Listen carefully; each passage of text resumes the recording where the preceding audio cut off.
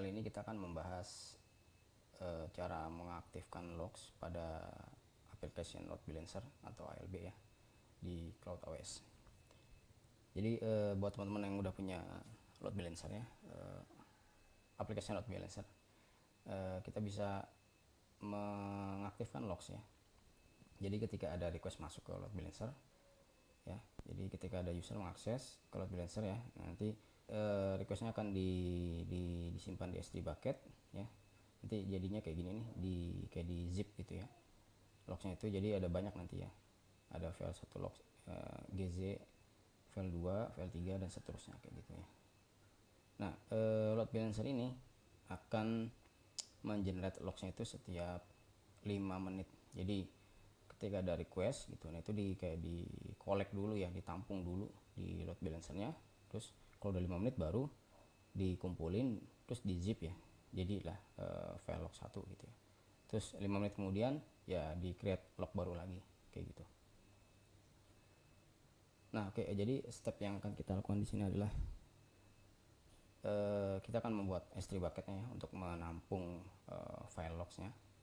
Terus yang kedua, kita akan buat policy itu kayak supaya application load balancer itu bisa nulis ke S3 ya, bisa nyimpan logsnya ke S3. Itu kita harus buat kayak policy dulu ya, hak atau hak akses gitu.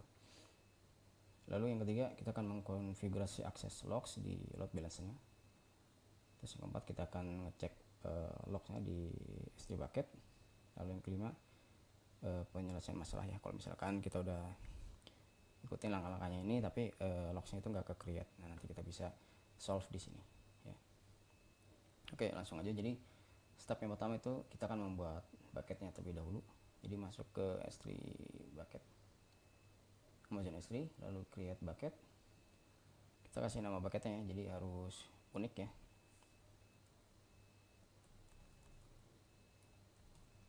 Misalkan kayak gini ya, tes ALB tes 1 2 3. Terus regionnya disesuaikan ya. Di sini saya menggunakan region Singapura. Oke, terus kita coba lihat di sini. Encryptionnya ya, encryptionnya itu harus yang S3 manage keys, SSE, OS, S3. Nah ini, oke. Oke, lalu kita create. Oke, udah kebuat nih. Kita masuk ke dalam sini. Masih kosong ya. Oke, yang kedua adalah mengaitkan policy ke S3 bucket ya. Kita akan buat policy-nya atau hak aksesnya di S3 bucket ya. Caranya itu adalah ini. Ke tab permissions, terus ke bucket policy ya. Kita edit. Oke, terus di sini kita isi JSON ya. Jadi policy-nya itu berupa JSON. Ini udah saya buatkan di sini, jadi tinggal sesuaikan aja. Oke, nah di sini ini harus kita ganti ya, 14 sekian. Oh, 14 ini, oh ini itu ini ID ini. ELB account ID ya. Karena saya menggunakan load balancer di region Singapura. Sebentar ya, saya coba cek lagi.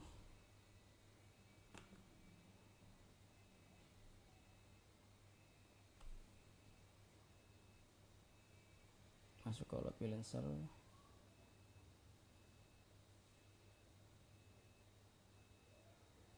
Oke. Oh ya, saya lupa ngasih tahu nih di awal ya. Harusnya syarat untuk membuat mengaktifkan logsnya itu nah ini nih, tadi nih saya kelewat nih. Jadi antara S3 bucket yang kita buat ya sama load balancernya itu harus satu region ya. Kalau di sini kan saya load balancernya itu di region Singapura ya. Ini region Singapura ya. Terus S3 nya itu ya, S3 bucketnya itu juga harus berada di region yang sama. saya juga di Singapura ya, harus sama ya, kalau beda nggak bisa. Oke, balik lagi ke bawah tadi JSON ya, sampai JSON.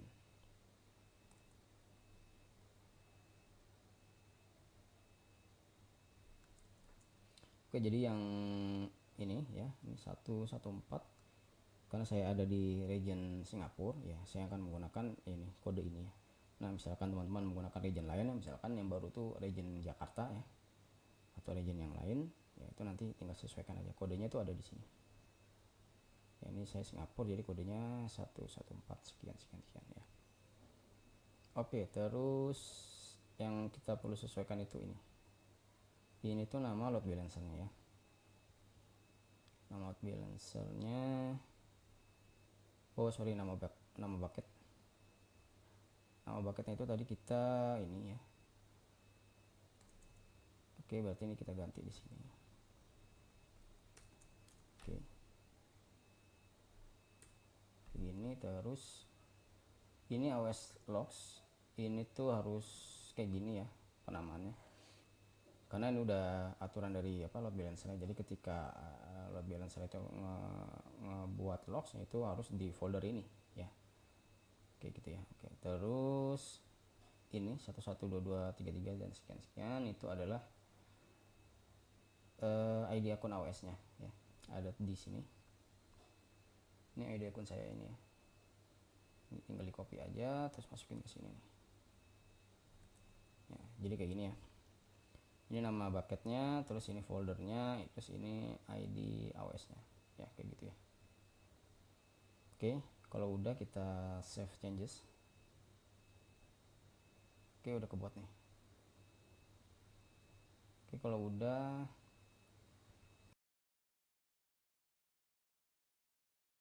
kita cek lagi kan di sini tadi, di sini terus ke permission, dan udah ada tadi tuh bucketnya tuh, bucket policy-nya ya.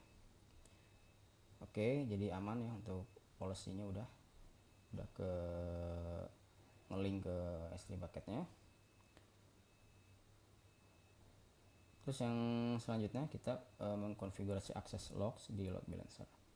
Jadi sekarang kita masuk ke load balancernya. Ini saya udah buat load balancer ya, tipenya itu application. Oke, masuk ke detail.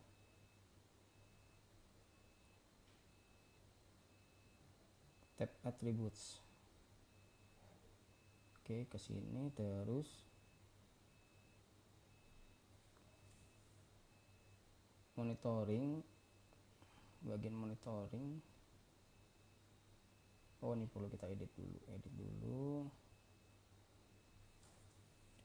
ke bagian monitoring. Nah ini, oh ya, kita aktifkan akses logsnya. Oke, terus kita browse S3 nya dan pilih bucket yang udah tadi kita buat ya.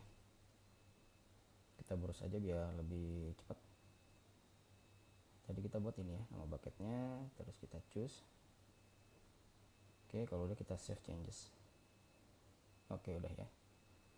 Oke, selanjutnya kita cek file logs di S3 bucket. Nah, tadi kan kita udah aktifkan akses logsnya ya. Nah, seharusnya akan muncul file dan folder baru di dalam S3 bucketnya, kayak seperti ini nih formatnya. Ada folder ini, oh ini file, sorry. Ada folder ini, terus folder ini, terus ini kayaknya file. Kita coba cek ya di S3 nya, ke bagian objects, kita coba refresh. Oke, ini udah ada foldernya ya, AWS logs. Kalau kita klik lagi, dalamnya itu ada ini ya, ini tuh AWS ID nya ya, account ID. Kalau kita klik lagi, nah di sini ada testing files ya. Nah ya, ini ALB access log test file, berarti load balancer ya itu udah punya akses ke S3 bucket untuk menulis log ya. Oke, nah terus kita coba testing ya. Ini kan baru test filenya ya, test filenya ini belum ada apa-apa lagi yang lain ya. Kalau kita back ke sini, ini juga belum ada file baru lah. Oke, kita coba tes akses. Oke, kita coba cek ini, kita buka di browser. Jadi ini ALB saya udah ngelink ke aplikasi ya. Simple sih, cuma gini, welcome to Nginx. Nah, kita kan coba hit terus ya. Hit. Kita coba tambahin URL misalkan tes. Ini URL-nya nggak ada sebenarnya, tapi kita coba aja supaya masuk ke logs ya. Kita buktikan nanti tes ini tuh bakal kesimpan di logs nggak? Harusnya sih kesimpan. Misalkan tes 1 2 3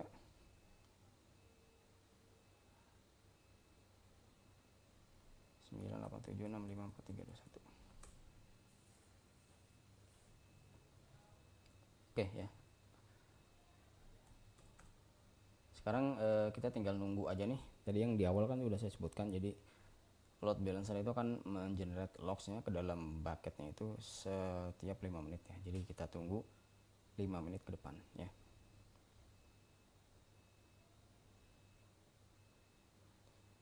Saya akan pause dulu videonya ya. Oke, ini udah 5 menitan ya. Kita coba cek logsnya apakah udah tergenerate. Nah, ini ada folder baru ya. Artinya berarti udah tergenerate ya logsnya. Kita coba buka. Jadi formatnya kayak gini ya.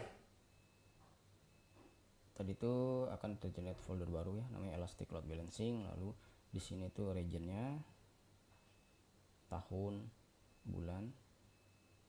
Nah, ini tanggal di sini. Ini tanggal 11 kan. Nah, di dalam folder tanggal itu, tanggal 11, nah ini akan ada logsnya ya. Dalam format itu log.gz ya. Kita coba buka ya. Kita download dulu. Kita coba buka.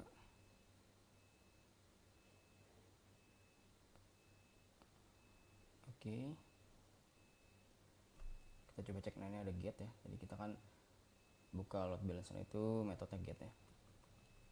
Nah, ini udah ada ya. Tadi kita kan akses tes 1 2 3 sama 9876 dan seterusnya gitu ya. Nah, ini udah kecatat di sini.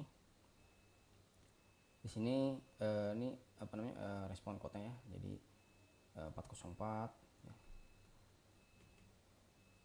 Bisa kita cek juga browsernya apa.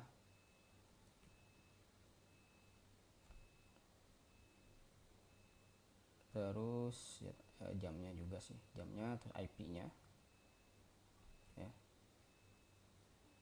Dan apalagi ya, ya banyak lah yang lainnya ya. Kayak gini, oke. Jadi udah ke save lognya ya. Jadi kesimpulannya kayak gitu ya tadi ya. Kita buat S3 bucket, terus kita bikin policy, terus kita aktifkan akses logsnya dari si load balancernya, terus habis itu akan tergenerate folder ini ya, formatnya kayak gini. Terus setiap 5 menit akan tergenerate logs baru ya, kayak gitu. Oke, yang terakhir ini tadi penyelesaian masalah ya. Misalkan teman-teman nggak berhasil ya, file ini nggak ke create ya, AWS logs, itu pastikan policy pada bucketnya itu benar ya policy-nya. Karena kalau misalkan policy salah ya si load balancer nggak dapat akses untuk nge-create logsnya ke dalam bucket ya. Terus pastikan juga bucketnya itu menggunakan enkripsi yang ini ya, S3 manage keys ini ya, jangan yang lain ya. Karena kalau yang lain nggak bisa, karena untuk saat ini baru support yang S3 manage key aja ya, yang lainnya itu belum support. Oke, jadi kayak gitu aja sih tutorialnya untuk kali ini. Semoga bermanfaat buat teman-teman. Sekian, terima kasih.